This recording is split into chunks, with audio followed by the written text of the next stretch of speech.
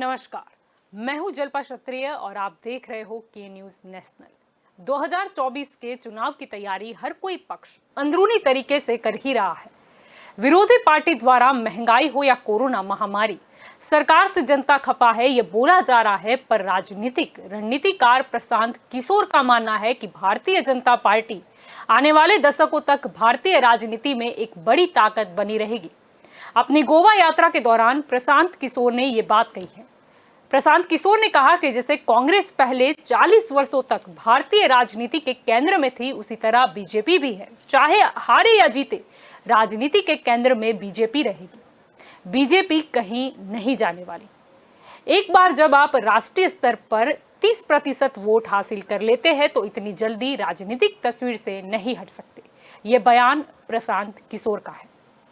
तो दूसरी ओर पश्चिम बंगाल विधानसभा चुनाव में जीत के बाद तृणमूल कांग्रेस लगातार कांग्रेस पर हमला बोल रही है। अब फिर पश्चिम बंगाल की सीएम और टीएमसी सुप्रीमो ममता बनर्जी के गुरुवार को गोवा दौरे से पहले टीएमसी ने कांग्रेस पर हमला बोला है। टीएमसी के मुखपत्र जागो बांग्ला में लिखे संपादकीय में टीएमसी ने साफ कहा है कि बीजेपी विरोधियों पार्टियों के साथ गठबंधन टीएमसी करना चाहती है। इसका प्रस्ताव भी कांग्रेस को दिया गया था, लेकिन कांग्रेस की ओर से कोई प्रतिक्रिया नहीं आई है। कांग्रेस केवल ट्वीट पर ही निर्भर है, कोई आंदोलन नहीं है। ऐसे में टीएमसी चुपचाप नहीं बैठ सकती है। बीजेपी के खिलाफ उसकी लड़ाई जारी रहेगी। यानी कि अभी ये सारे बयानों से तो लगता है कि 2024 के चुनाव से पहले कई सियासी हलचल देखने को मिलेगी, और यही हमारा आज का मुद्दा है। और हमारे साथ इस जो हमारा दंगल देश का चर्चा का विषय है, उस पर हमारे साथ आज जुड़ चुके हैं राजनीतिक विशेषज्ञ प्रशांत गढ़वी हमारे साथ जुड़ चुके हैं। हमारे साथ भाजपा की ओर से राजू शुक्ला जुड़े हैं, और राकेश सिरपरा जो कि आम आदमी पार्टी से है वो हमारे साथ जुड़ चुके हैं, और साथ ही हमारे साथ तेजस वगासिया जो कि कांग्रेस से है वो भी जुड़ चुके हैं। आप सभी का स्वागत है के न्यूज में। प्रशांत जी, आपसे शुरुआत करना चाहेंगे, क्या कहना चाहोगे अगर चुनाव की बात करें 2024, उससे पहले एक बड़ा बयान आया है रणनीतिकार प्रशांत किशोर है। उनका मानना है कि जो कहीं ना कहीं विपक्ष का मनोबल तोड़ने वाला नजर आता है, और सियासी पक्ष की अगर हम भाजपा की बात कर लेते हैं तो कहीं ना कहीं उनका हौसला भी बढ़ जाएगा। लेकिन बहुत ही महत्वपूर्ण बात यह है कि आज़ादी के पहले, मतलब जो 40 वर्ष से जब कांग्रेस का एक रुतबा हुआ करता था, वैसा ही रुतबा अभी बीजेपी का है। यानी कि कहीं ना कहीं काफ़ी दशकों तक अब बीजेपी को हला पाना या फिर कहीं ना कहीं उन्हें सत्ता पक्ष के हटा पाना वो बहुत ही मतलब मुश्किल लगता है। देखिए, इंडियन पॉलिटिक्स बहुत ही लाइव एंड वॉलेटाइल है। तो रणनीतिकार का या हम जैसे विशेषज्ञ या कोई भी जर्नलिस्ट का कोई भी स्टेटमेंट, उसमें आप भी आ जाते हो जल्पा जी, कि आप भी अगर हमारा एक रूटीन एनालिसिस होता है जो हम करते रहते हैं जी। जैसे ह्यूमन लाइफ साइकिल एचएलसी या प्रोडक्ट, कोई भी प्रोडक्ट का लाइफ साइकिल होता है, वैसे पॉलिटिक्स का भी एक लाइफ साइकिल होता है। और कोई भी चीज 360 डिग्री घूमती है लाइफ में। तो जो ऑन से शुरू होती है वो ऑफ, जीरो से शुरू होती है, जीरो पे खत्म होती है। उसी तरह जिस बहुत ही rightly said bye Prashant Kishor कि 40 साल तक कांग्रेस ने राज किया, या उनके एंटी इनकम्बेंसी नहीं थी, या उनके सामने कोई पक्ष नहीं। बीजेपी में भी ऐसी ही हालत थी जब 80 या 84 में जब उन्होंने पहली बार इलेक्शन लड़ा, 2 सीट आई थी। उसके बाद वो स्ट्रगल करते गए। तो कोई भी पॉलिटिकल पार्टी को एक वार्म अप पीरियड लगता है, एक एक्सेप्टेंस लगता है, और एक्सेप्टेंस के बाद उनका वोट शेयर बढ़ता है। तब तक तो उनको ग्राउंड पे सिर्फ काम करना होता है। जैसे आज की तारीख में हम आम आदमी पार्टी को बोल रहे हैं कि गुजरात में आपने एक ग्राउंड खड़ा किया है, अभी वो ग्राउंड में आप धीरे धीरे बैटिंग शुरू करो, बॉलिंग शुरू करो, धीरे धीरे लोगों के मन में लोगों की क्वेश्चंस लाइए, तब जाके लोगों को आपकी आइडियोलॉजी और मेथोडोलॉजी पता चलेगी। तो इसी पॉलिटिक्स में ऐसा होता है कि कोई भी एक पॉलिटिकल पार्टी का जो सूरज होता है वो बहुत ही तपता होता है, मतलब जीरो से शुरू करके पिक पे पहुंचता है, तो डेफिनेटली पिक के बाद वो नीचे उतरता है। तो उसी तरह जब बीजेपी 2019 में, हम सबको पता है कि एंटी इनकम्बेंसी भी थी, लोग बोल रहे थे कि मोदी के खिलाफ सब इकट्ठा हो रहे, एकजुट हो रहे हैं, बट फिर भी लोगों का प्रेम और आशीर्वाद मिला। तो 2014 से 19 की कार्यशैली, मोदी जी की एफिशिएंसी, कहीं ना कहीं मतलब उनका एक आइडियोलॉजी मान के चलो, वो हिंदुत्व का कार्ड हो या कोई और कार्ड हो, या फिर मतलब जो भी हुआ, तो उसके बाद भी एक बार वापिस जनता का आशीर्वाद उनको मिला। तो 2019 आ गया, 24 भले अभी दिल्ली दूर है, पर जब जी कोई एक पॉलिटिकल पार्टी इतने बड़े मैदान पे इतने बड़े उसके ऊपर बैठी है ये लोकसभा के अंदर, तो उसका सीधा ध्वस्त होना पॉसिबल नहीं है। कांग्रेस का भी ध्वस्त इस तरह से डायरेक्ट नहीं हुआ है। वो देखिए, और उनका कांग्रेस का भी हिस्ट्री चेक कर लीजिए, तो जी इंदिरा गांधी, राजीव गांधी की 484 या 450 सीट के बाद उनको जो डिग्रेडेशन ही होता जा रहा है, तो 110, 115, 150 सीट तक आते थे, उनसे वो 44 पे आए, वो ध्वस्त नहीं हुई, बट उनका वोट शेयर वहीं का वहीं रहता था, सीट प्लस माइनस होती रहती थी। उसी तरह जी तो ठीक बोला है प्रशांत किशोर ने कि आप चाहो तो मतलब बीजेपी को ध्वस्त नहीं कर सकते, बट बीजेपी रहेगी कहीं ना कहीं। तो अभी मेन स्ट्रीम में देखा जाए तो पूरे इंडिया में दो ही बड़ी पॉलिटिकल पार्टी है जो नेशन वाइड फैली है, इनके जी नेशन वाइड कैंडिडेट्स होते हैं। आज टीएमसी वेस्ट बंगाल के बाहर कहीं नहीं है, शिवसेना महाराष्ट्र के बाहर कहीं नहीं है, एनसीपी एक दो स्टेट को बात करके कहीं नहीं है, बाकी सब ले लो, आप सपा बसपा ले लो, तो वो रीजनल पार्टी है। बट नेशनल वाइड पूरी पार्टी देखो तो सिर्फ दो ही है। और बीजेपी ने अभी वो मैदान मतलब क्लियर कर दिया है कि पूरे नेशन में, जी एक टाइम था, आप इंडिया का मैप देख लो तो इंडिया के मैप में ठीक सेंटर पे अगर डॉटेड लाइन कर दो तो ऊपर मतलब वेस्ट से लेके नॉर्थ से लेके ईस्ट तक बीजेपी थी, बट नीचे आप देखो तो साउथ में कहीं नहीं थी। इस बार 2019 में उनको कहीं और भी सफलता मिल चुकी है, तो वो एक एस्टैब्लिश पार्टी हो चुकी है। तो पूरे देश में दो पार्टी है, दोनों को एक दूसरे से लड़ना है, बट यस, बीजेपी के खिलाफ लोग अभी विपक्ष एकजुट होना चाहता है, क्योंकि जी वोट शेयर का बंटवारा जो एक तिहाई दो तिहाई वाली जो बात है प्रशांत किशोर की, जी कि बीजेपी ने 2019 में 38% वोट शेयर दिया है, 2014 में 31% मिले थे, तो मतलब 30 से ऊपर जा रहे हैं, अभी 38 है, तो बाकी के 62% वोट बाकी सारी पार्टी में बटे हैं। जी सेकंड नंबर पे बिल्कुल कांग्रेस को सिर्फ 19% वोट मिले 2019 में। तो दो तिहाई वोट शेयर अगर इतनी सारी पार्टी में बढ़ चुके हैं, तो उसका जो पोलराइजेशन हो रहा है उसका सीधा फायदा कोई एक पार्टी को जा रहा है। तो इसीलिए ये जी देख के लग रहा है कि बीजेपी कहीं ना कहीं मैदान में टिकी रहेगी। जी जी बिल्कुल। राजू जी, आपकी ओर आना चाहूंगी। जैसे कि प्रशांत किशोर का ये बयान उस वक्त सामने आया है जब कहीं ना कहीं हम देख रहे हैं कि सारे विपक्ष एकजुट होने की कोशिश में लगे हुए हैं। अगर हम देखते हैं तो भाजपा वर्सेस ऑल, अगर 2024 के इलेक्शन की बात करें तो कहीं ना कहीं कुछ महीनों पहले ये नजर आ रहा था कि शायद सारे विपक्षी दल एकजुट हो जाएंगे और शायद भाजपा को सत्ता पक्ष से हिलाकर ही दम लेंगे। लेकिन कहीं ना कहीं ये जो प्रशांत किशोर का निवेदन आया है, उन्होंने ये भी स्पष्ट तौर पर कहा है कि अगर राहुल गांधी यानी कि कांग्रेस समझती है कि मोदी जी को हटा पाना इतना आसान है, तो वो उतना आसान नहीं है। क्या कहना पाओगे? जल्पा जी, ये जो आज प्रशांत किशोर जी का बयान आया है, उनका स्टेटमेंट जो हमने न्यूज़पेपर में मैंने भी पढ़ा है, तो उससे साबित होता है कि भारतीय जनता क्या चाहती है। कोई मजबूत विकल्प नहीं है और ये सब बटे हुए हैं और उनमें कोई नेता राष्ट्रवादी विचारधारा से कोई कनेक्शन है ही नहीं। सबको बड़ा प्रधान बनना है।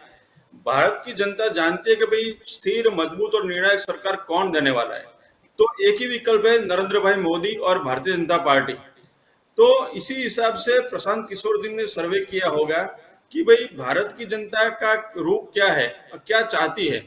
तो ये बड़े विश्लेषक है, बड़ी बड़ी पार्टियों के सलाहकार रह चुके हैं अभी तक, तो उन्होंने कुछ देखा होगा तभी उन्होंने बोला। और भारतीय जनता पार्टी का वोट शेयर फिक्स होता है, जो 35% वोट शेयर अभी है, तो वो तो 35% रहने वाला ही है और उसमें भी बढ़ेगा। जैसे जैसे 2024 नजदीक आएगा, वैसे वैसे भारत की जनता नरेंद्र भाई से प्यार करती और करती रहेगी। और कितनी भी कठिनाई आ जाए, कितने भी आज देखो, आज पेट्रोल के भाव 104 रुपया है। मैं मानता हूं, मैं भी भरवाता हूं पेट्रोल, लेकिन भारतीय जनता पार्टी को सब लोग प्रेम करते हैं, नरेंद्र भाई को चाहते हैं, क्योंकि मजबूत नेता है, मजबूत विकल्प है। और उन्होंने जो काम किया है भारत के लिए, कश्मीर में काम किया, राम मंदिर में काम किया, सीए एनआरसी में काम किया, जो मुद्दे 80 साल से पेंडिंग थे, आजादी के समय थे, वो सबका निकाल किया। तो और भारतीय जनता पार्टी का एक ही रूप है, राष्ट्रवाद। तो राष्ट्रवादी पार्टी को सब लोग जानते हैं, सब लोग चाहते हैं। तो इसी हिसाब से दूसरा कोई विकल्प है नहीं। एक देश में एक वड़ा प्रधान होता है, सामने वाले पक्ष में 17 वड़ा प्रधान है। तो सब लोग को पता है कि ये लोग की मंशा क्या है। तो इसकी वजह से भारतीय जनता पार्टी 2 में से अभी 300 पर आ गई है। तो 300 से आगे 2024 में 400 पे आने वाली है, वो कंफर्म बात है। जी जलपा जी। जी आपकी ओर आना चाहूंगी तेजस्वी। यहाँ पर जब प्रशांत किशोर ने अपना स्टेटमेंट दिया, एक महत्वपूर्ण बात उन्होंने ये भी कही कि जब तक कांग्रेस, यानी कि अगर हम विपक्षी दल की बात कर ले, जब तक वो नहीं भाजपा और मोदी जी की ताकत की जांच लेंगे या समझ लेंगे या संज्ञान नहीं लेते, तब तक उन्हें काउंटर कैसे कर पाएंगे। यानी कि जैसे कि समस्या ये नहीं है कि लोग उन्हें उखाड़ फेंकेंगे या नहीं, या लोग उन्हें हराएंगे या नहीं, समस्या ये है कि समझने की कोशिश शायद विपक्षी दलों को पहले करनी होगी कि उनकी लोकप्रियता है तो किस वजह से है, क्योंकि जब तक वो नहीं समझा जाएगा तो उसे काउंटर नहीं किया जाएगा। देखो, ये जो बयान है, पॉलिटिकल अलग अलग एक्टिविस्ट जो लोग होते हैं उसके बयान तो आते रहते हैं, वो अपने हिसाब से बयान देते रहते हैं, लेकिन जब ग्राउंड पर जाए तब लोगों को जो लगता है, लोगों ने जो फील किया होता है, उसके हिसाब से लोग वोट करते हैं जी। आपने और हमने सबने देखा 40 साल तक गुजरात में हिंदुस्तान में कांग्रेस ने शासन किया, तो जो प्रोपोगेंडा खड़ा किया है, अभी जो भैया बोल रहे थे राजू भाई कि राष्ट्रवाद के सर्टिफिकेट हमें किसी से लेने की जरूरत नहीं है। अगर आपको सर्टिफिकेट की बात करते हैं तो हमको पूरे हिंदुस्तान की जनता ने 70 साल तक बहुमत दिया है। अभी जो ये बात चल रही है, कांग्रेस पार्टी के सभी लीडर्स, वो चाहे टॉप लीडर हो या ग्राउंड से जुड़ा जो भी कार्यकर्ता हो, वो हर बात को लेकर, वो चाहे पब्लिक की बात हो, पब्लिक के पेट्रोल डीजल के दाम की बात हो, जो 2014 में नरेंद्र भाई ने बड़े बड़े वचन दिए थे और जनता को गुमराह किया था, उसके तहत लोगों के बीच जाकर लोगों की बात को करते हैं, ग्राउंड पे आकर उसका विरोध भी करते हैं, पूरी ताकत से करते हैं। और अभी जो बातें चल रही है कि कांग्रेस खत्म हो जाएगी, कांग्रेस को ये हो जाएगा, वो हो जाएगा, तो ये सब फर्जी बातें हैं। कांग्रेस इतने साल से देश में शासन किया है और आने वाले सालों में भी जब तक देश की और जनता की बात होगी, कांग्रेस मजबूत विपक्ष के तहत लड़ रही है और आने वाले दिनों में भी लोगों के प्रश्नों को लेकर कांग्रेस ग्राउंड पे लड़ेंगी। जी, आपकी और राकेश जी आना चाहूंगी। यहाँ पर जब हम बात करते हैं भाजपा की, तो कहीं ना कहीं विपक्ष ने एकजुट होने का प्रयास भी किया गया। हमने पहले देखा था कि सोनिया गांधी की अगुवाई में भी एक विपक्ष के दलों की बैठक हुई थी, उसके अलावा भी कई मौकों पर हमने देखा, लेकिन कहीं ना कहीं वहां पर आम आदमी पार्टी जो है वो शरीफ नहीं हुई थी। यानी कि वो जो विपक्षी दलों की बैठक थी, आम आदमी पार्टी की ओर से उस समय ऐसा बयान आया था कि उन्हें न्योता नहीं दिया गया। यानी कि क्या सारे विपक्षी दल या तो आपको शामिल नहीं करना चाहते आम आदमी पार्टी को, भाजपा के खिलाफ अगर जंग है तो, या तो फिर शायद वो आम आदमी पार्टी का उतना वजूद नहीं मानते। ओके, सबसे पहले थैंक यू जल्पा और के न्यूज़ जी। आज जो मैं सुन रहा हूँ मेरे पहले जो भी पैनलिस्ट थे और प्रशांत गढ़वी साहब ने भी अपनी बातें रखी। जी। सबसे पहले ये है कि आज तक हम विश्व का और भारत का अगर चुनावी इतिहास भी देख लें तो इस देश की जनता में वो ताकत है और इस देश की जनता ने वो वक्त वक्त पे अच्छे अच्छे लोगों को इतिहास के कूड़ेदान में फेंक दिया है। अगर इंदिरा गांधी जैसी एक सक्षम महिला को, प्रधानमंत्री को, एक नारायण जैसा एक क्रांतिकारी एक आम आदमी हरा सकता है, इस देश ने हम सब ने देखा है। तो सबसे पहले इस देश की जनता तय करती है कि क्या होना चाहिए, कौन प्रधानमंत्री बनेगा, कौन सांसद बनेगा, कौन विधायक बनेगा। तो सबसे पहले हमारी जो आस्था है लोकतंत्र में वो बनी रहनी चाहिए। विश्लेषकों का काम होता है, जैसे प्रशांत सर ने कहा, वो उनका काम होता है, वो भी जरूरी है। तो वो लोग अपना काम करते हैं अपने हिसाब से, उन्होंने जितनी राजनीति की समझ होती है या फिर उन्होंने जो भी सर्वे किया है। लेकिन भारत एक बहुत ही विविधता वाला, भौगोलिक विविधता, सांस्कृतिक विविधता वाला देश है और जिस तरीके से पिछले 5-7 सालों में और खास करके पिछले 1 साल में जिस तरीके से महंगाई और ये जो आम लोगों को जो टच होते हैं वो मुद्दे जिस तरीके से भाजपा एड्रेस नहीं कर पा रही है, तो लोगों में गुस्सा है, नाराजगी है। दूसरी चीज जो आपने बताई कि विपक्ष की, तो सबसे पहले जनता जो होती है वो बहुत समझदार होती है। वो आप कहोगे कि भाई ये प्रोडक्ट खराब है इसलिए आपका प्रोडक्ट नहीं खरीदेगी, आप कहोगे कि फला नेता खराब है इसलिए मुझे वोट दे दो, तो वो नहीं देने वाली। वो ये भी देखेगी ना कि भाई आप क्या दे रहे हो, व्हाट इज योर विजन। ये जो भी विपक्षी पार्टियां एक हो रही है, जो भी है, लोकतंत्र में उनका अधिकार है, लेकिन वो अपना विजन तो रखे लोगों के सामने। सिर्फ ये विजन नहीं हो सकता कि हम एक्स पार्टी को हराना चाहते इसलिए हमें वोट दे दो। ये विजन भी तो होना चाहिए ना कि भाई उसमें आप क्या दोगे। ये लोग पेट्रोल में लूट रहे हैं तो आप क्या दोगे उसके सामने, ये लोग करप्शन कर रहे हैं तो आपके पास क्या विकल्प है उसका। हम हो सकता है कि हम अभी उभरती पार्टी है, छोटी पार्टी है, हमारा एक स्टेट में जनाधार है, दूसरे 3-4 स्टेट में हमारा जनाधार बढ़ रहा है, लेकिन हम विजन को लेकर जा रहे हैं कि हमारा भाई शिक्षा को लेकर ये विजन है, स्वास्थ्य को लेकर ये विजन है, करप्शन को लेकर हमारा ये विजन है, जन सुविधाओं को लेकर ये विजन है, और लोगों को वो पसंद आ रहा है। हो सकता है हम धीरे धीरे ही सही, लेकिन हम मजबूती से आगे बढ़ रहे हैं। सूरत में भी जैसे कि 3 पार्टियों की ही लड़ाई थी, भाजपा, कांग्रेस, और हम सूरत में जहां पे 27 काउंसिलर्स आए हैं, वो ऐसा था जहां भाजपा का गढ़ था। वहां कांग्रेस भी पिछले साल पिछले चुनाव में कांग्रेस जीती थी, विधानसभा और लोकसभा में वहां से भाजपा जीती है, मतलब दोनों के वोटर थे। लेकिन उन दोनों के सामने हमने तीसरे विकल्प के तौर पे हमारा विजन रखा, लोगों को पसंद आया, लोगों ने वोट दिया। तो हमारा ये विजन, हम किसके साथ जाएंगे नहीं जाएंगे, ये लोकतंत्र में ये सारे सवाल मुख्य नहीं है, ये है कि किसके पास विजन है, जनता उसको पसंद करती है। जी जी, प्रशांत जी आपकी ओर आना चाहूंगी। जैसे कि हम बात कर रहे थे, अगर ममता बनर्जी की बात करें तो कहीं ना कहीं कांग्रेस से शायद दोस्ती का हाथ बढ़ाया भी था। हमने देखा था कि उपचुनाव की अगर हम बात कर ले भवानीपुर, तो वॉक ओवर दे दिया था टीएमसी को ममता बनर्जी को, चाहे वो जो भी रीज़न रहा हो, वहाँ पर शायद कांग्रेस जीतने भी नहीं वाली थी, लेकिन शायद कांग्रेस अगर एंटर होती या उसका जो प्रत्याशी एंटर होता तो कहीं ना कहीं वोट कटने थे तो ममता बनर्जी के ही कटने थे। लेकिन जो भी हो, कांग्रेस ने शायद एक दोस्ती का हाथ बढ़ाया था। लेकिन अगर हम जागो बांग्ला जो वहाँ का पृष्ठ है, अगर उसकी बात करें तो उसमें स्पष्ट तौर पर ये लिखा गया है कि हम कांग्रेस के भरोसे पर नहीं बैठेंगे, लेकिन बीजेपी के खिलाफ हम हमारी जो जंग है वो जारी रखेंगे। यानी कहीं ना कहीं विपक्षी दल एकजुट नजर हो उससे पहले ही ऐसे स्टेटमेंट आ जाते हैं कि कहीं ना कहीं वो अंदरूनी मतभेद सामने आ ही जाते हैं।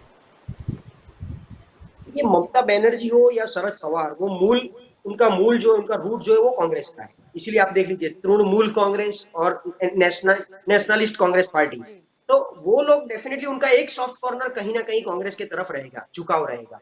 भवानीपुर एक एग्जाम्पल था जिसमें कांग्रेस ने वॉक ओवर किया, सपोर्ट किया ममता दीदी को। मुझे तो ऐसा लग रहा है कहीं ना कहीं वेस्ट बंगाल असेंबली इलेक्शन में भी कांग्रेस को कॉन्फिडेंस था कि भाई दीदी को जिताना है तो दीदी के पीछे बैकफुट पे बैठना पड़ेगा, उनकी बैकसीट पे ड्राइविंग करते हैं। इसीलिए आप देख लो तो कांग्रेस को एक भी सीट नहीं मिली है, तो शायद वो स्ट्रेटेजी का पार्ट हो सकता है। 2019 में भी आप देख लो तो जैसे ही असेंबली इलेक्शन डिक्लेयर हुआ था या उसके 2-4 महीने बाकी थे, तो सबसे पहले पूरी विपक्ष की एकजुटता कलकत्ता में शुरू हुई थी। 19 पार्टी वहां पर इकट्ठी हुई थी और सब विपक्ष ने एकजुट का ट्राई किया था। और तब पहली बार काफी सालों के बाद ममता बनर्जी और सोनिया गांधी ने एक दूसरे का हाथ में लिया था और ऐसे करके स्टेज पे एक एकजुटता दिखाने का ट्राई किया था। अभी प्रॉब्लम ये है जो हम कैलकुलेशन कर रहे हैं, जो हम बात कर रहे हैं कि क्या रहेगा, इसी स्टेटमेंट पे वापिस आ जाते हैं कि अब क्या।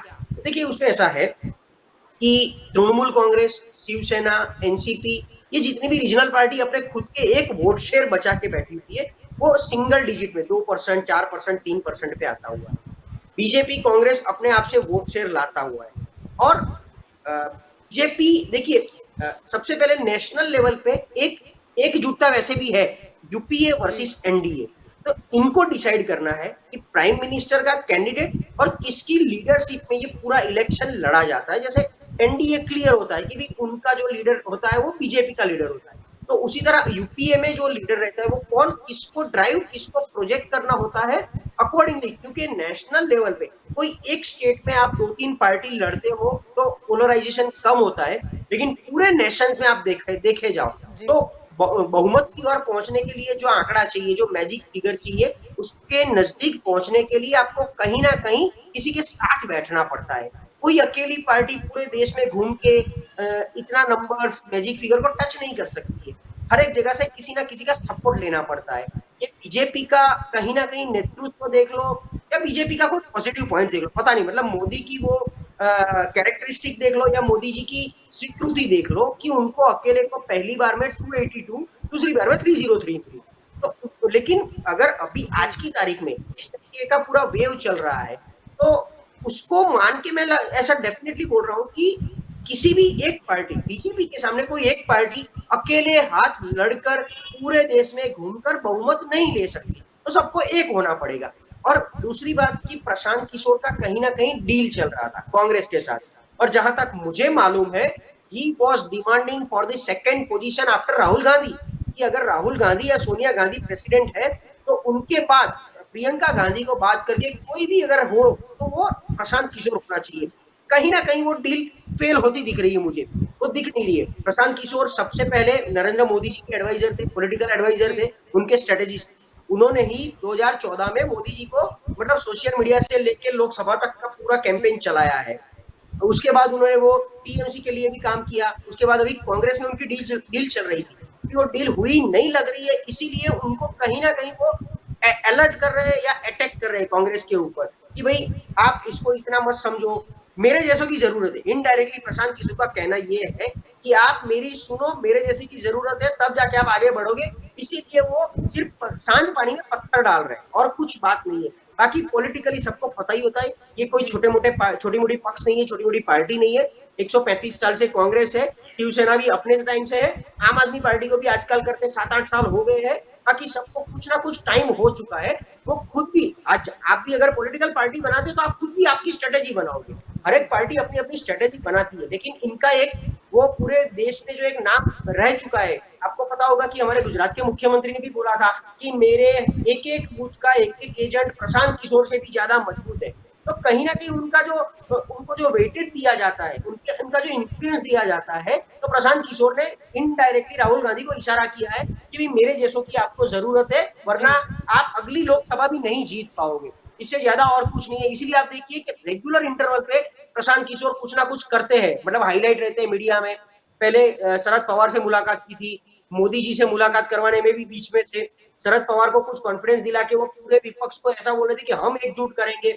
अरे वो लोग ऑलरेडी पॉलिटिकल पार्टी चला रहे हैं। आपने तो जेडीयू में भी काम किया, जेडीयू के भी आप एक टाइम के प्रोजेक्टेड डेप्यूटी सीएम थे। तो वहां पर अभी कुछ तो प्रॉब्लम हुआ, या बीजेपी के साथ प्रॉब्लम था कि जेडीयू के साथ था, पता नहीं। वहां से बाहर निकला तो अभी I think he wants to come down into the real politics.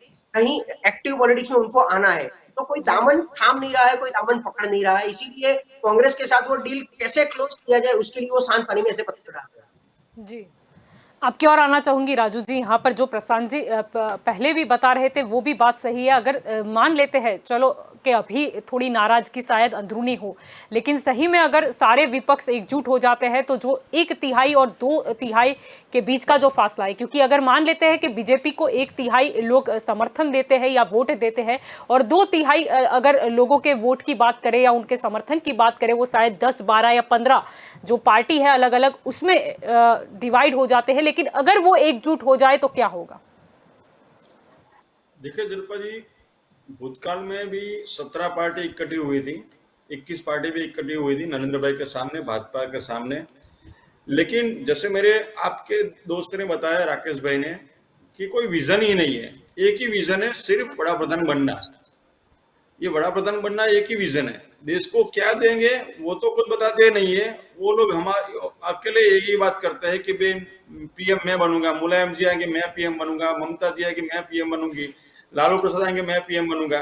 सब लोग को पीएम बनना है, पीएम की सीट एक ही है और उनका दूसरा कोई एजेंडा नहीं है, कोई विजन नहीं है। ये जहाज है बिना कैप्टन का। तो पहले तो उनका कोई कैप्टन डिसाइड नहीं है और भारतीय जनता पार्टी का कैप्टन डिसाइड है कि भाई हमको ये राष्ट्र को देना है और क्लियर विजन है कि भाई राष्ट्र के लिए काम करना है और क्या देना है, राष्ट्र को और आगे ले जाना है, वो क्लियर विजन है। विपक्ष के पास कोई क्लियर विजन नहीं है। अपने हमारे कांग्रेस के मित्र ने बताया कि भाजपा के लोग बहुत असंतोष है, उनको स्वीकारते नहीं है। तो अभी गांधीनगर की इलेक्शन हुआ, उसमें विपक्ष में बैठने के लिए भी उनको दया की अर्जी करनी पड़ेगी कि हमें विपक्ष में बैठने दो। उनके भी विपक्ष के बैठने लायक भी नहीं रहे। तो आप समझ सकते हो कि देश की जनता मोदी जी को और भारतीय जनता पार्टी को प्रेम करती है। 2024 में भी फिर से प्रेम करेगी और मोदी जी ही बड़ा प्रधान बनेंगे, वो कंफर्म बात है। क्योंकि मोदी जी के पास मजबूत नेतृत्व है। अमित भाई जैसा व्यक्ति है जो डिसीजन लेने में एकदम मजबूत है और उन्होंने जो डिसीजन लिया लोकसभा में सबने देखा है कि 70 साल से कांग्रेस ने जो कश्मीर का इश्यू जड़ जैसे रखा था कि भाई ये कश्मीर का इश्यू पाकिस्तान के झोले में डाल दिया था कि पाकिस्तान को साथ बात करनी चाहिए। आज अमित भाई ने परसों ही बात की कि पाकिस्तान से क्यों बात करें, हमारे लोगों से बात नहीं करें। तो ये मजबूताई है। और राहुल गांधी ने क्या स्टेटमेंट दिया कि भाई हम लोग सरकार में आएंगे तो 370 की कलम वापस लाएंगे। तो पूरे हिंदुस्तान की जनता जानती है कि किसकी मंशा कैसी है। तो ये लोग सिर्फ बड़ा प्रधान पद के लिए दावेदार हैं, कोई विजन नहीं है, भारत के लोगों को कुछ देना ही नहीं है। तो इसीलिए वो लोग 2024 में क्या 2030 में भी नहीं आने वाले। इसीलिए नरेंद्र भाई की सरकार 2024 में फिर से बनने वाली है। जी जलपा जी। आपकी और आना चाहूंगी तेजस्वी। यहाँ पर जब हम चर्चा कर रहे हैं 2024 की खास तौर पर बात कर रहे हैं, अगर जैसे कि ममता बनर्जी जो जागो बांग्ला में जो उन्होंने लिखा कि कांग्रेस सिर्फ ट्वीट ही करती है, कोई आंदोलन नहीं हो रहा है, हम कांग्रेस के भरोसे नहीं बैठेंगे, हम अपनी लड़ाई बीजेपी के खिलाफ है, वो खुद ही लड़ेंगे। लेकिन देखा जाए तो कहीं ना कहीं अगस्त में देखा गया था कि सोनिया गांधी ने सारे विपक्षी दलों को एकजुट किया था, उन्होंने अगुवाई भी की थी, उन्होंने ये तक वहां पर कह दिया था कि जो सहमति है, यानी कि सारे विपक्षी दल है वो सिर्फ संसद के अंदर नहीं लेकिन संसद के बाहर भी एकजुट हो। उन्होंने ऐलान तो किया था, लेकिन ममता बनर्जी का ये जो बयान आया है वो खास तौर पर जब उन्हें उपचुनाव में जीत मिल गई है उसके बाद उनका ये स्टेटमेंट आ रहा है और कहा यह भी जा रहा है कि 2024 में शायद विपक्ष सारे एकजुट हो तो चेहरा शायद ममता बनर्जी भी हो सकती है पीएम का। यानी प्रश्न वही आता है, तो क्या पीएम के चेहरे के लिए ये लड़ाई है या हर पार्टी को ये लग रहा है कि अगर हम किसी की अगुवाई के नीचे जाकर फिर वहां पर समर्थन देंगे तो कहीं ना कहीं हमारा पीएम पद चला जाएगा, क्यों ना हम ही लीडर बन जाए। देखिए, पहले ही सबसे बड़ी बात मैं ये बता देता हूँ कि जिस तरह से ममता जी ने बोला है कि कांग्रेस सिर्फ ट्विटर पर दिख रही है, ग्राउंड पे कहीं नहीं है, मैं और आप और पूरा देश जानता है उत्तर प्रदेश के अंदर अभी जो किसान का संहार हुआ, जिस तरह से निर्मम तरह से हत्या की गई, उसके खिलाफ भी प्रियंका गांधी जी हो, राहुल जी हो या हमारा शीर्ष नेतृत्व हो, सबने किसानों की बात की, सबने किसानों का पक्ष रखा और मजबूताई से उसके अंदर आगे के टाइम में भी कायदा की ये लड़ाई जो लड़नी पड़ेगी वो सब ग्राउंड से लेकर कोर्ट तक सभी जगह लड़ रही है। ऐसे ही अगर कहीं उत्तर प्रदेश या अन्य कोई भी स्टेट हो जहां पर लोकल जो इश्यूज होते हैं उसको लेकर कांग्रेस पार्टी छोटे बड़े जो भी आंदोलन करना पड़े और जो भी पब्लिक के हिसाब से जो भी करना पड़े वो सब कांग्रेस पार्टी करती है। सबसे बड़ी ये बात। और आपने बोला कि विपक्षी दलों का अगर गठबंधन हो तो हमारा पार्टी हाईकमांड तय करेगा। कांग्रेस का चेहरा कौन हो वो मतलब नहीं है। देश की जनता का हित सर्वोपरि कांग्रेस के लिए कायम था, है, आज भी है और भविष्य में भी रहेगा। जी, आपकी ओर आना चाहूंगी राकेश जी। यहाँ पर प्रश्न ये भी उठता है, जैसे कि हम टीएमसी की बात करें, जैसे ममता बनर्जी भी गोवा के 3 दिवसीय प्रवास पर है, यानी कहीं ना कहीं हर जो कोई लोकल पार्टी है भी है वो भी इस और नजर आ रही है कि हम कितने राज्यों तक हमारी जो पार्टी है उसको लेकर जाए। जैसे हम जानते हैं कि पंजाब में और गुजरात में तो इलेक्शन है, लेकिन साथ ही गोवा में भी इलेक्शन होने हैं, तो क्या आम आदमी पार्टी भी कहीं ना कहीं दूसरे स्टेट जहां पर अभी तक वो नहीं गई, क्या नजर आ सकती है? बिल्कुल, जहां पर भी ऐसा लगेगा कि राकेश जी, हम आपको सुन नहीं पा रहे, शायद आपने वॉइस अपना म्यूट किया है। नहीं, अनम्यूट ही है। अभी आ रही है आवाज?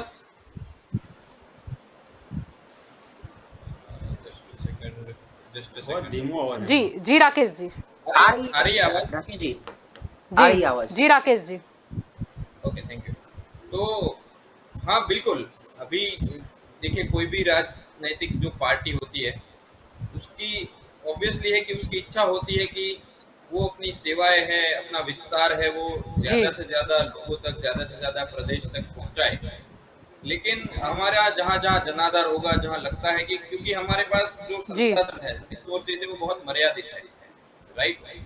जो कॉर्पोरेट फंडिंग ये वो सब वो नहीं है, वो तो हमको स्वीकार करना पड़ेगा। तो लोगों को जो भी पैसा होता है, कार्यकर्ता जो भी योगदान देते हैं, उसके आधार पर ही हम जहाँ पर भी चुनाव लड़ते हैं वहाँ लड़ते हैं। तो जिन जिन स्टेट में, गोवा में जनाधार है, उत्तराखंड में है, पंजाब में है, गुजरात में है, तो जहां जहां ऐसा लगेगा कि हाँ हम लड़ सकते हैं, मजबूती से लड़ सकते हैं, कांग्रेस और भाजपा को टक्कर, ना सिर्फ टक्कर दे सकते हैं लेकिन विकल्प के तौर पर हम उसको एक विजन भी दे सकते हैं, हेल्थ का, एजुकेशन का, जो भी है, वहाँ अवश्य हम बिल्कुल निश्चित तौर पर हम लड़ेंगे, बिल्कुल मजबूती के साथ लड़ेंगे। जी जी बिल्कुल। प्रशांत जी, आपकी ओर आना चाहूंगी। ऐसा कहा भी जाता है कि अगर यूपी किसी ने फतेह कर लिया तो मानो कहीं ना कहीं लोकसभा चुनाव में भी उन्हें जो विजय है वो प्राप्त हो ही जाता है। अगर हम उत्तर प्रदेश इलेक्शन की बात करें तो इस बार भाजपा जो है वो अपने वही राष्ट्रवाद, अपने जो हिंदूवाद है या राम मंदिर है वो मुद्दे पर नजर आएगी। अगर कांग्रेस की बात करें तो प्रियंका गांधी ने एक नया ऐलान किया है कि वो 40% महिलाओं को टिकट देगी। और दूसरी ओर दूसरी भी जो बसपा और सपा की बात करें वो भी अपनी कहीं ना कहीं राजनीति खेल ही रही है कि कैसे वो यूपी में फिर से एक बार लोगों के मन में जगह बना ले। क्या लगता है यूपी के इलेक्शन क्या क्या वजूद रहेगा 2024 के इलेक्शन? देखिए, लोकसभा में ये होता है कि दिल्ली का रास्ता यूपी से क्लियर होता है, मीन्स यूपी का कैंडिडेट होता है। आज तक देश को जितने भी बड़ा प्रधान मिले हैं वो मैक्सिमम यूपी से मिले हुए हैं, वो फिर खुद नेहरू जी हो, वाजपेयी हो, और आज की तारीख में नरेंद्र मोदी हो। यूपी के इलेक्शन के ऊपर अगर मैं बात करूं तो 2016, देखिए यूपी में पिछले काफी टाइम से सिंगल हैंड इंजन, मतलब पहले बसपा की सरकार, फिर सपा की, उसके पहले कांग्रेस की, बीजेपी को पहली बार बहुत अच्छी मेजोरिटी मिली और योगी जी की सरकार चल रही है। बहुत ही बड़ी एंटी इनकम्बेंसी आज की तारीख में दिख रही है। योगी सरकार में बहुत ही मतलब चैलेंजेस है, और इस चुनाव के लिए जितने भी सर्वे हमारे सामने आ रहे हैं उसमें नंबर 1 पर बीजेपी और नंबर 2 पे सपा है। कहीं आज की तारीख में भी कांग्रेस, बसपा या और कोई पार्टी नहीं दिखती। बसपा ने सपा के साथ लोकसभा में कहीं गठबंधन किया था, लेकिन आज की वो बसपा ने क्लियर बोल दिया कि मेरा कुछ काम हुआ नहीं और मैं तुम्हारी बुआ नहीं। जो बुआ बब्बा लोकसभा में बात कर रही थी वो आज एक दूसरे के सामने लड़ रहे हैं। कांग्रेस कहीं ग्राउंड पे नहीं दिख रही थी, लेकिन यस, जिस तरीके से किसान आंदोलन चला, राकेश टिकैत एक्टिव हुए, राकेश टिकैत ने यूपी में जाके सभाएं संबोधना शुरू कर दी, रैलियां निकालना शुरू कर दी, तो कहीं ना कहीं झुकाव। और प्रियंका गांधी, यही प्रियंका गांधी 2019 में लोकसभा में, मुझे याद है कि उनका और ज्योतिरादित्य सिंधिया, तब वो कांग्रेस में थे, वो दोनों की बहुत ही बड़ी रैली चली थी, और वो रैली को देख के ऐसा लगा था कि एटलीस्ट 50-50% जाएगा, भले सपा बसपा का गठबंधन। तब भी आपको याद होगा कि ये पूरा गठबंधन सपा बसपा और कांग्रेस के बीच में होने वाला था। कांग्रेस ने किसी को भाव नहीं दिया या ईगो हर्ट हुआ, जो भी हुआ, तो उन्होंने, सपा बसपा ने उनकी 2 सीट रिजर्व कर दी राहुल गांधी और सोनिया गांधी के लिए, अमेठी और रायबरेली। बाकी सब जगह पर उन्होंने गठबंधन के आधार पे कैंडिडेट लड़वाए थे। तो कांग्रेस कहीं तब भी नहीं था गठबंधन में। ये सब होने के बावजूद पहले अपने एकजुटता के लिए कलकत्ता में प्रदर्शन किया, 19 लोगों को स्टेज पे बिठाया, गठबंधन महागठबंधन की बात की, और यूपी में ही गठबंधन से वो हट गए बाहर, तो कहीं नहीं थी। उसी तरह आज की तारीख में प्रियंका गांधी की एक्टिविटीज दिख रही है, वो कहीं ना कहीं अपने आप को एक फेस की तरह प्रोजेक्ट कर रहे हैं, अपने आप को कांग्रेस की तरह एक एग्जिस्टेंस के हिसाब से प्रेजेंट कर रही है। बट कांग्रेस की जमीनी स्तर पे जो हकीकत आज की तारीख में है, जो मैंने बोला कि सर्वे में आप देखो तो सपा और बीजेपी के बीच में फाइट चल रही है। बीजेपी का जो सर्वे आ रहा है कि 303 जो लास्ट टाइम मिली, इस बार 303 नहीं मिलेगी, सीटें कम होगी, बट बहुमत के नजदीक आ रही है, मैजिक फिगर के नजदीक सर्वे बोल रहा है। तो आज कांग्रेस और बीएसपी कहां पर है? सपा तो ऐसा बोल रही है कि हम 3 डिजिट में आ जाएंगे, जो सपा 47 तक आई है, कुल 3 डिजिट में आने वाली बात कर रही है। ये कांग्रेस जो यूपी को बनाया, जिसने यूपी से शुरुआत की है, जिसका शुरुआत यूपी से हुआ है, वो 2016 में सिंगल डिजिट में आ गया, 7 सीट।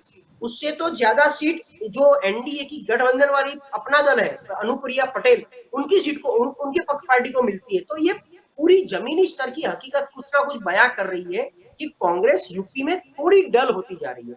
इसके अलावा ये इतना बड़ा किसान आंदोलन, ये यहाँ के होम मिनिस्टर के बेटे का इतना बड़ा हरकत, मतलब जो निर्मम हत्या की गई, गाड़ी चढ़ा दी किसानों के ऊपर, फिर भी उसको अच्छी तरह उसको मतलब ये अपॉर्चुनिटी दी उनके लिए, ये अपॉर्चुनिटी को ग्रैब करना चाहिए विपक्ष के तौर पे। और यूपी में जो विरोध का माहौल बनता है वो पूरे देश में बनता है, वो फिर पेट्रोल की बात हो, महंगाई की बात हो, बेरोजगारी की बात हो, और ऐसी निर्मम हत्या की बात हो, लेकिन वो जो माहौल बनाना होता है वो कांग्रेस कहीं नहीं बना पा रही है। तो मेरा तो यही पेन है कि कांग्रेस तो नहीं बना पा रही है, बट वहां कोई और पार्टी भी नहीं बना पा रही है, सपा बसपा या और कोई, इतने लोग ओवैसी और राजभर भैया की पार्टी काम कर रही है, वो भी कहीं इसका फायदा नहीं ले पा रही है। वरना एक्चुअली ये बहुत ही मतलब करुण घटना है, अपने लिए बहुत ही दुखद घटना है कि ऐसा नहीं होना चाहिए। लोग, किसानों को मार दिया जाता है, कुचल दिया जाता है, ऐसा नहीं होना चाहिए, बट फिर भी हो रहा है। तो यूपी का इलेक्शन का कोई इफेक्ट लोकसभा में अब नहीं चल रहा है। पहले एक जमाना था, क्योंकि वहां पर रीजनल पार्टी का जोर था, वो रीजनल पार्टी पता नहीं बीजेपी और योगी आदित्यनाथ के आने के बाद कहीं ना कहीं वो डल होता जा रहा है। तो इस बार का यूपी का इलेक्शन लोकसभा में कुछ इफेक्ट ज्यादा इतना नहीं करेगा। लोकसभा अभी पूरा एक अलग क्षेत्र हो चुका है, पूरा एक अलग फाइट हो चुका है। हर एक स्टेट की विधानसभा एक अलग फाइट हो चुकी है। तो अगर आपको अभी से 2024 एज अ इलेक्शन देखना है तो उसकी स्ट्रेटेजी, उसके इश्यूज, उसकी जमीनी हकीकत, जी। उसके लिए जमीनी स्तर पर जाके लोगों से मिलना, वो सब अलग होता है। लोगों का एक्सपेक्टेशन भी एज ए लोकसभा अलग होता है, एज ए विधानसभा अलग होता है। तो वो समझना और वो समझ के लोगों के अंदर अपना एक वोट शेयर मजबूत बनाना, उसके लिए जो एफर्ट लगनी चाहिए, जी वो एफर्ट में कहीं ना कहीं हर विपक्ष में मुझे कमी दिख रही है। जी जी बिल्कुल। राजू जी, आपकी ओर आना चाहूंगी। अगर हम आने वाले इलेक्शन की बात करें तो लोकसभा चुनाव से पहले कई राज्यों में विधानसभा के चुनाव है। अगर आने वाले समय की बात कर ले, वो चाहे गोवा हो, पंजाब हो या फिर गुजरात हो, जो कि बीजेपी का गढ़ माना जाता है। यानी देखना ये भी रहेगा, क्योंकि ये एक ऐसी टेस्ट भी बना रहेगा कि कितने मत मिलते हैं। क्योंकि कोरोना महामारी के बाद अगर कोई विधानसभा की बात करें, एक बड़े चुनाव आ रहे हैं, शायद उसी से अंदाजा लगाया जाएगा कि लोगों में नाराजगी है या फिर लोग जो है वो शायद भूल जाएंगे। देखिए, कोरोना के बाद इलेक्शन हुए, गांधीनगर के इलेक्शन हुए, उसके साथ साथ जिला पंचायत के इलेक्शन और कई नगर पालिका इलेक्शन हुए। सब में भारतीय जनता पार्टी की स्वीकृति हुई। पर और शायद दूसरी सबसे लहर बड़ी, के पहले थे इलेक्शन और उसके नहीं, बाद अभी आई अभी गांधीनगर एक महीने पहले गांधीनगर का हुआ। आपने जी। शायद वो गुजरात का आप भूल गए जी, हो। गुजरात में सिर्फ हाँ, वो गांधीनगर। गांधीनगर में से आज 44 में से 40 सीट भाजपा को दी गई। तो जनता का प्यार भाजपा की ओर है। और भारतीय जनता पार्टी ने जो काम किया है गुजरात के अंदर, कि भाई जो विजय रूपाणी की सरकार थी और अभी भूपेंद्र भाई की सरकार है, वो कितने भी सारे विपक्ष लोगों ने उनमें रोड़ा डालने की कोशिश की, मगर अभी तक वही काम के लिए डटे रहे और पूरा काम किया। और गुजरात की जनता ने उनको पूरा प्रतिसाद दिया और गांधीनगर में 40 सीट दी। तो अगले इलेक्शन में 2022 में जो इलेक्शन आने वाला है गुजरात विधानसभा का, उसमें भी जो हमारे सी आर पाटिल साहब का स्वप्न है 182 में से 182, तो भारतीय जनता पार्टी का हर एक कार्यकर सी आर पाटिल साहब को वचन दिए है कि भी 182 में से 182 लाने के लिए हम लोग कटिबद्ध है। और हमारा जो सरकार ने काम किया है वो हम लोगों के बीच में जाते हैं और अभी भी जाएंगे और बाद में भी जाने वाले हैं। तो भारतीय जनता पार्टी का कार्यकर लोगों के बीच में रहने वाला कार्यकर है। तो इसकी वजह से कनेक्टिविटी लोगों की और हमारी और बढ़ती है। तो भारतीय जनता पार्टी के जो प्रजालक्षी काम हुए हैं, तो वो सब हम लोग प्रजा में कहते हैं। और जो भी अभी तो ये सेवा सेतु का कार्यक्रम आ रहा है कि सिंगल विंडो कार्यक्रम, कि भाई जो भी जनता को जो भी रेशनिंग कार्ड हो या आधार कार्ड हो, पान कार्ड हो या कुछ भी ये आयुष्मान कार्ड हो, सब सिंगल विंडो में से मिलेंगे। तो ऐसे ऐसे कार्यक्रम बनते रहते हैं और भारतीय जनता पार्टी का कार्यकर सब लोगों को सिंगल विंडो पे ले आता है और वहां पे उनका काम करवाता है। तो इसकी वजह से हमारी स्वीकृति बढ़ती है। और कांग्रेस का कोई कार्यकर कहीं कोरोना में भी नहीं दिखाई दिया है। और उसके पहले भी जितनी भी विपत्ति आई, आपत्ति आई, कुदरती या कृत्रिम, उन लोगों ने सिर्फ टीवी में आके डिबेट किया कि भाई ये पेट्रोल का भाव बढ़ गया, ये कोरोना में ये हो गया, लेकिन एक भी कार्यकर ने कुछ नहीं किया। हमारे कार्यकरों ने कोरोना में भी काम किया है, हमारे कार्यकर्ताओं ने हॉस्पिटल भी खड़ी की है, खुद के बलबूते पर हॉस्पिटल भी खड़ी की है और लोगों की, जनता की सेवा की है। बीमारी बहुत गंभीर थी, समस्या वैश्विक महामारी थी, पूरे विश्व का विश्व में उनका सामना कर रहा था, लेकिन भारतीय जनता पार्टी का कार्यकर वहां डटा रहा और लोगों के बीच में रहा और लोगों को मदद की। इसकी वजह से 2022 में भी हमारी सरकार बनेगी और वो भी अकल्पनीय 182 सीट में से 182 सीट आएगी। आपकी ओर आना चाहूंगी तेजस्वी। हम आने वाले विधानसभा चुनाव की बात कर रहे हैं। अगर कांग्रेस की बात करते हैं तो प्रियंका गांधी, जिन्होंने ये ऐलान कर दिया कि 40% उत्तर प्रदेश में जो टिकट है वो महिलाओं को दी जाएगी। क्या लगता है कितना काम आएगा प्रियंका गांधी का ये फॉर्मूला और कितनी असर देखने को मिलेगी? अगर उत्तर प्रदेश के इलेक्शन की अगर हम बात करते हैं उस पर भी, और कहीं ना कहीं अगर हम लोकसभा चुनाव को भी इससे जोड़ दे तो क्या लगेगा जो महिला कार्ड है वो कितना काम लगेगा? देखिए, कांग्रेस पार्टी वो चाहे बेटा हो या बेटी हो, सबको एक समान रखकर चलने वाली पार्टी है। और इस बार जो प्रियंका जी ने महिलाओं को 40% आरक्षण का जो टिकट देने में जो 40% आरक्षण का मुद्दा लिया है, उससे पूरा यूपी हो या पूरा देश हो, सब उससे प्रभावित हुए हैं। और आने वाले दिनों में जब यूपी का इलेक्शन होगा तब उसके परिणाम देखने को मिलेंगे। जी। और अगर रही पंजाब बात, जी, मैं आपको रही बात मैं बता दूं, राजू भैया ने जो बात की कि कोरोना के टाइम में जब गुजरात में और पूरे देश में कांग्रेस के कार्यकर्ता वो सब घर में छिप कर बैठे थे, मैं आपको बता दूं कि गुजरात के अंदर सबसे ज़्यादा अगर कोरोना वॉरियर्स बन के वो चाहे गरीबों को राशन देने की बात हो या 2 टाइम खाना खाने देने की बात हो, पहली लहर में हमारे नेता प्रतिपक्ष परेश भाई धानानी ने हर रोज़ 5,000 से भी ज़्यादा, दोनों टाइम 5,000 दोपहर को और 5,000 शाम को 10,000 से ज़्यादा लोगों को खाना देने का काम वो अपने हाथ से करते थे, अपने हाथ से खाना बनाते थे और लोगों के बीच जाकर लोगों की जो ज़रूरतें थी। दूसरी लहर में जब ऑक्सीजन की बात थी, ऑक्सीजन की कमी महसूस हो रही थी, तब भी कांग्रेस पार्टी का एक एक कार्यकर्ता लोगों के साथ में खड़ा था, लोगों को मदद पहुंचाने का काम कर रहा था। पूरे हिंदुस्तान के अंदर हमारे युवक कांग्रेस के अध्यक्ष श्रीनिवास बीवी जी ने दिल्ली के अंदर जो कामगिरी की, उसको पक्ष सत्ता पक्ष हो या विपक्ष हो, सब लोगों ने उसकी सराहना की है। और मैं ये नहीं बोलना चाहूंगा कि क्या किया भारतीय जनता पार्टी वाले लोगों ने, पूरे गुजरात में और पूरे देश ने देखा है राजू भाई, पूरे गुजरात और पूरे देश ने देखा है कि आपके एमएलए और आपके ओहदेदार कैसे घर में छिपकर बैठे थे। सबने देखा है, सबने देखा है। और आने वाले 2022 के गुजरात के चुनाव के अंदर भी आपको उसका रिजल्ट मिलेगा। गांधीनगर में मिला ना आपको रिजल्ट। देखिए, पर्टिकुलर एरिया के मुताबिक आप ये तय नहीं कर सकते, पर्टिकुलर एरिया के मुताबिक आप ये तय नहीं कर सकते कि हमको कि इतने वोट एक सिटी में मिले हैं। वैसे तो मैं आपको बोलता हूँ 2017 के अंदर हमारे जूनागढ़ में 5 में से 4 सीट कांग्रेस को मिली थी। अरे तो इलेक्शन की बात करो ना। हाँ, तो इलेक्शन में भी आपने देख लिया ना 150 प्लस की अमित भाई 2017 में बात कर रहे हैं। अभी सीआर भाऊ जिस तरह से 182 सीट की बात कर रहे हैं, 2017 के अंदर भी आप 150 प्लस की बात कर रहे थे। 2 जीत में आकर कांग्रेस पार्टी ने आपको रख दिया था। और आपने बोला अभी आप 182 की बात कर रहे हैं। 2022 में रिजल्ट आए तब आप देख लेना। गुजरात की जनता बहुत ही समझदार और बुद्धिजीवी प्रजा है, आने वाले दिनों में आपको जवाब देंगी। जी, अगर तेजस्वी इसके अलावा राजू जी आपकी और भी आएंगे, राजू जी आपकी और भी आएंगे, ठीक है तेजस्वी, अगर ये तो चलो यूपी की बात की और प्रियंका गांधी ने जो 40% आरक्षण की बात की है महिलाओं के लिए, लेकिन अगर कांग्रेस की हम सरकार देखें तो पंजाब में भी है, और पंजाब में भी शायद उत्तर प्रदेश से पहले पंजाब में इलेक्शन आने वाले हैं। क्या लगता है वहां पर अब नई सरकार है, यानी बहुत ही कम समय बचा है चन्नी जी के लिए ये साबित करना कि अगर उनके हाथ में भी आने वाले समय में बागडोर रहती है तो वो पंजाब का विकास कर पाएंगे। क्या लगता है क्या होगा पंजाब का चुनाव, क्योंकि वहां पर सेकंड लीड की अगर हम बात करें तो आम आदमी पार्टी है। देखिए, भारतीय जनता पार्टी तो वहां से विलुप्त प्रजाति हो गई, ऐसी बात बोले तो भी सही है। फाइट सीधी आप बता रहे हैं, दूसरे नंबर पर आम आदमी पार्टी है जी।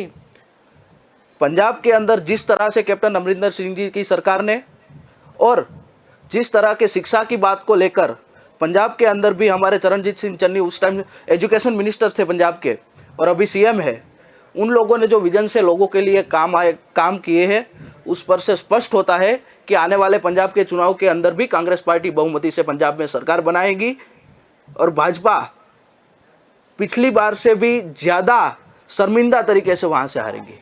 जी, आपकी ओर आना चाहूंगी राकेश जी। यहाँ पर हम विधानसभा चुनाव की बात कर रहे हैं, पंजाब की बात हो, गुजरात की बात हो, गोवा की बात हो, या शायद 2024 के पहले कई राज्यों में विधानसभा के चुनाव आएंगे। अगर कहीं ना कहीं लोकसभा चुनाव में आम आदमी पार्टी को नजर आना है तो सबसे पहले हर स्टेट के इलेक्शन में उन्हें कहीं ना कहीं नजर आना होगा, उन्हें एक संगठन पे भी काम करना होगा। अगर पंजाब की बात करते हैं तो शायद पिछली बार कुछ शायद और इफेक्ट होती तो शायद पंजाब में आम आदमी पार्टी भी और ज्यादा अच्छे सीटों पर हो सकती थी, लेकिन पंजाब में इलेक्शन आने हैं। ऐसे तो अरविंद केजरीवाल वहां का दौरा कर चुके हैं, वहां पर उन्होंने फिर से दिल्ली मॉडल है उसके मुताबिक वहां के लोगों को भी बताया है कि बेरोजगारी वो दूर करेंगे। उन्होंने ये भी बोला कि जो गुंडा टैक्स है वगैरह भी वो दूर करेंगे। क्या लगता है पंजाब फतेह ये बार हो पाएगा या नहीं?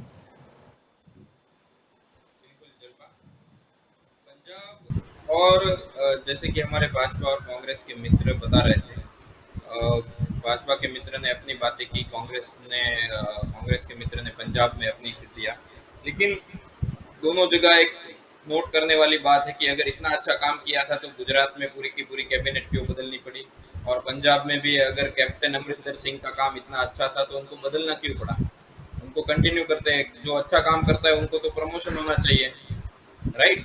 तो ये चीज इसीलिए है कि वो लोग भी राजनीति को समझते हैं और समझ गए हैं कि जनाधार क्या है, जनता का मूड क्या है, जनता का गुस्सा किस तरफ जा रहा है। दूसरी बात आपने कही कि आम आदमी पार्टी को लेकर, तो 2017 में पंजाब में आम आदमी पार्टी फर्स्ट टाइम चुनाव लड़ रही थी विधानसभा का, और पहली बार चुनाव लड़ने वाली पार्टी को 20 से ज्यादा सीट मिलना ये भी कोई कम नोट करने वाली बात नहीं है। तो हाँ, पिछले चुनाव में भी हमारी मंशा थी और हमने उस तरीके से प्रचार भी किया था, मेहनत भी की थी कि वहां पे सरकार बन पाए, बहुमत ले पाए।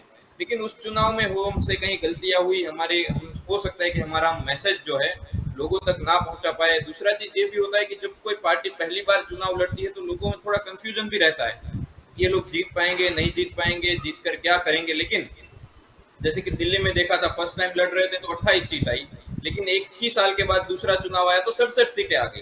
लोगों को ये समझ में आया कि नहीं, ये लोग सक्षम है, जीत सकते हैं, और जीतने के बाद परफॉर्म भी करते हैं।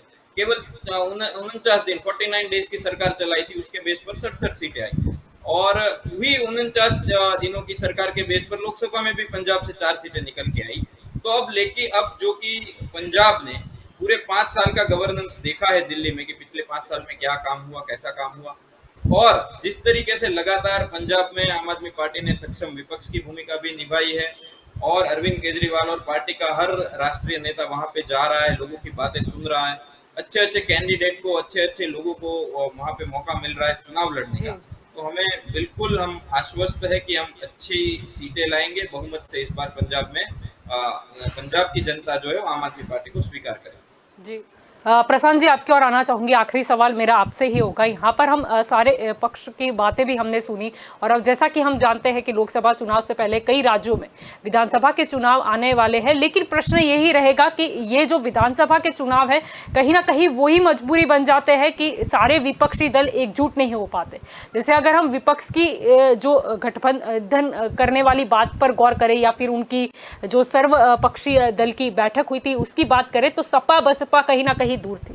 शायद उसका रीजन यही था कि विधानसभा के चुनाव जो उत्तर प्रदेश में आने हैं, अगर वो वहां पर नजर आते हैं या कांग्रेस के साथ वहां पर हाथ मिलाते हैं, तो कहीं ना कहीं कुछ ना कुछ सीटें उनकी उत्तर प्रदेश में कम आएगी, ऐसा उन्हें लगा। इसीलिए उन्होंने ये फैसला लिया कि नहीं, हम यहाँ पर एकजुट नहीं होंगे। यानी विधानसभा के चुनाव की अगर हम बात करें तो हर राजनीतिक पार्टी को यही है कि नहीं, हम ऐसे अगर लोकसभा चुनाव के लिए अभी से अगर हम एकजुट होने की बात करेंगे तो कहीं ना कहीं वो हमारे पैर की बेड़ी जो है वो साबित होगी। देखिए, कोई भी स्टेट का विधानसभा इलेक्शन वो कोई भी पॉलिटिकल पार्टी के लिए होम ग्राउंड होता है, और वहीं से उनका एग्जिस्टेंस रहता है पूरे देश में। वो कहीं ना कहीं किसी के साथ, किसी के पीछे आगे बैठ सकते हैं, बट विधानसभा में कोई कॉम्प्रोमाइज नहीं होता है। सबको ऐसा होता है कि लोकल विधानसभा में मैं ड्राइविंग सीट पे बैठना चाहूंगा और मैं ही सीएम बनना चाहूंगा, या मेरी पार्टी का सीएम होना चाहिए। इसलिए विधानसभा में कोई गठबंधन जल्दी से एक्सेप्ट नहीं होता है। जो होता है वो कहीं ना कहीं अंदरूनी समझौते से होता है। जिस तरीके से महाराष्ट्र में विकास आघाड़ी की सरकार बनी है, वो एक समझौता था कि भाई सरकार बना दीजिए, फॉर्म करनी चाहिए गवर्नमेंट, वरना फिर वापिस इलेक्शन हो जाएगा। अगर इलेक्शन वापिस होता था, शिवसेना बिखर जाती और बीजेपी शायद सत्ता ले जाती। तो लोकल और असेंबली इलेक्शन में इस तरीके से होता है। अभी गुजरात की अगर बात करते हैं तो जिस तरीके से 2017 में कांग्रेस को 80 सीटें मिली, 78 वेरी प्रिसाइज, तो वो 78 के हिसाब से, और जिला पंचायत, तालुका पंचायत, जो हमारे यहाँ डिस्ट्रिक्ट पंचायत के जो इलेक्शन हुए थे, जिसमें 31 में से 31 मिली थी कांग्रेस को, तब के टाइम पे 231 तालुका पंचायत में 200 से ज्यादा तालुका पंचायत कांग्रेस के पास। तो उसके हिसाब से देखा जाए तो 2017 में कांग्रेस को 115 सीट मिलनी चाहिए थी, वो लेवल का कैलकुलेशन करे तो, बट वो नहीं हो रहा था। 78 के हिसाब से अगर कैलकुलेट करो तो एटलीस्ट कांग्रेस को 8 से 9 लोकसभा सीट मिलनी चाहिए थी 2019 में, फिर भी वो नहीं मिली। तो लोकसभा का गणित अलग होता है, विधानसभा का अलग होता है। विधानसभा में हर एक रीजनल लोकल पार्टी पहले उनकी जमीन सिक्योर करना चाहती है, इसीलिए वो गठबंधन में नहीं बैठती है। और इसीलिए मैं बोल रहा हूँ कि विधानसभा के रिजल्ट्स कहीं ना कहीं दिल्ली के लोकसभा के इलेक्शन में अफेक्ट इफेक्ट नहीं करता। जी जी बिल्कुल, आप सभी मेरे साथ इस चर्चा में जुड़े, इसीलिए आप सभी का शुक्रिया। Thank you जल्पा। जी, अगर हम बात कर रहे हैं आज 2024 के इलेक्शन में क्या होगा, चुनाव में क्या होगा। 2024 के चुनाव की तैयारी तो उस वक्त ही नजर आ गई थी जब सबसे पहले शरद पवार ने वो बागडोर हाथ में ली थी प्रशांत किशोर के साथ कि मैं सारे जो विपक्षी दल है उसे एकजुट कर दूं तो ही हम बीजेपी के खिलाफ लड़ पाएंगे। जिसके बाद नजर ये भी आया था कि पहले तो शरद पवार की अगुवाई में जो सारे विपक्षों की दल इकट्ठे हो रहे थे वहां पर कहीं ना कहीं कांग्रेस नजर नहीं आ रही थी। फिर सोनिया गांधी जिनकी अगुवाई में फिर से एक बार सारे विपक्षी दल एकजुट हुए, लेकिन उस वक्त की बात करें तो कहीं ना कहीं आम आदमी पार्टी, सपा, बसपा नजर नहीं आई। अगर ममता बनर्जी की बात करें, जैसे कि उन्होंने जागो बांग्ला में ये भी लिखा है कि हमने सब विपक्षी दलों को एकजुट होने की अपील की थी, हमने कांग्रेस को भी वो दिया था न्योता, लेकिन कहीं ना कहीं कांग्रेस की तरफ से कोई प्रतिक्रिया नहीं आई है, इसीलिए हम कांग्रेस के भरोसे नहीं बैठ सकते, हम तो बीजेपी के खिलाफ अकेले ही लड़ेंगे। अब देखना यह होगा, ममता बनर्जी ने तो यहां पर यह ऐलान कर दिया है, लेकिन क्या ममता बनर्जी अकेली लड़ पाएगी? अगर हम बंगाल की बात करते हैं, चलो बंगाल तो ममता बनर्जी ने फतेह कर दिया, वो सीएम भी बन गई, लेकिन क्या लोग पीएम के तौर पर या फिर उनकी पार्टी को नेशनल लेवल पर देख पाएंगे?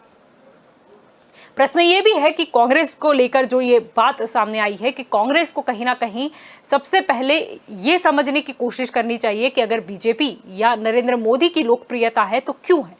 अगर वो नहीं समझेंगे तो उसे काउंटर नहीं कर पाएंगे। अब आगे कांग्रेस का क्या कदम रहेगा? जैसे कि हम जान रहे हैं कि लोकसभा चुनाव से पहले कई राज्यों में विधानसभा चुनाव आने हैं, शायद उसमें भी ये पता चल जाए कि कौन से लोग हैं जो अभी भी लोगों के दिल में राज कर रहे हैं। हम अगर यूपी की इलेक्शन की बात करते हैं तो प्रियंका गांधी जो काफ़ी दिनों से एक्टिव नज़र आ रही है, वो खुलकर लोगों के बीच भी जाती हुई नज़र आ रही है। अगर हम वहाँ के अगर समीकरण की बात कर ले या वोट बैंक की बात कर ले तो बीजेपी जो कहीं ना कहीं हिंदुत्व के नाम पर वहाँ पर वोट उनके होते हैं। अगर हम बात करते हैं सपा की, समाजवादी पार्टी की, तो शायद यादव और मुस्लिम की वोट बैंक उनकी मानी जाती है।